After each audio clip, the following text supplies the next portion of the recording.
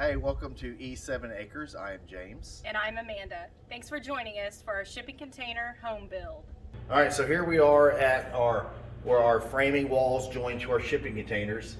Still some work to do here, but basically what we have is we've taken our studded wall, used a 1/2 inch bolt, drilled through and through the container, and you'll see on the other side we have another 2x4 that the through bolt comes through, and that is what's tying the wall and the container together. Got one on top, one on the bottom.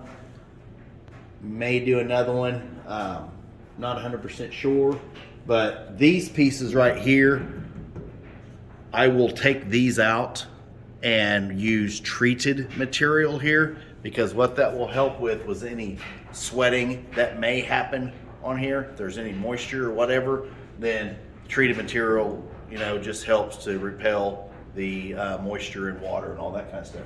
Shouldn't be any, but I'm going to do it anyhow. Going back to this outside area here, we are going to spray foam in between here. That will be our vapor lock, and also to keep moisture and stuff from transferring from the container to the wall and everything. So this will be spray foam, probably closed cell spray foam material right there. We're not spray foaming our entire home, but on the corners and sections where the wood is joining with the metal, we will spray foam on those. On our framing wall, this is our east wall here. We've got 2x4 studs, 16-inch on center. You'll notice this is a wall section here. This is just due to me being on my own when I'm standing up these walls. So that's nothing, no big deal there. These are anchored in right now with Tapcon screws that we've drilled and put in. And then I am gonna go back with probably a 3/8 to 1/2 inch Hilti anchor that I will drill in epoxy. Yeah, that'll be our final anchoring of these walls. These are not structural supporting walls, but I want the walls obviously tied into the slab so there's no blow through or anything wind-wise. It's just securing the walls to the slabs.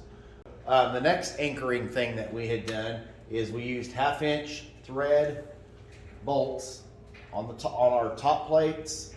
Basically, this is what's joining our upper section of the wall to our lower section of the wall. So we've got a triple plate right there, 1/2 inch threaded bolts from the top to the bottom, and I have those placed about every 2 to 3 foot along this entire 30-foot wall section. Building this upper section here, still 2x4 stud framing on 16-inch centers. You'll see areas over here, and this is our wiring for our tip lights, but you'll see areas where I've got it double studs up. And what that is due to, this one here is joining there, is I stood all these walls on this second level by myself. So I had to build the walls in sections that were manageable, that I could stand on ladder, stand on our scaffolding. I would lift it up, stick it on top of the top plate, get it level and squared up, and then nail it down to the top plate of the lower section of wall, and then tie it in. It's nailed at the very top up there to our roof, our rafters.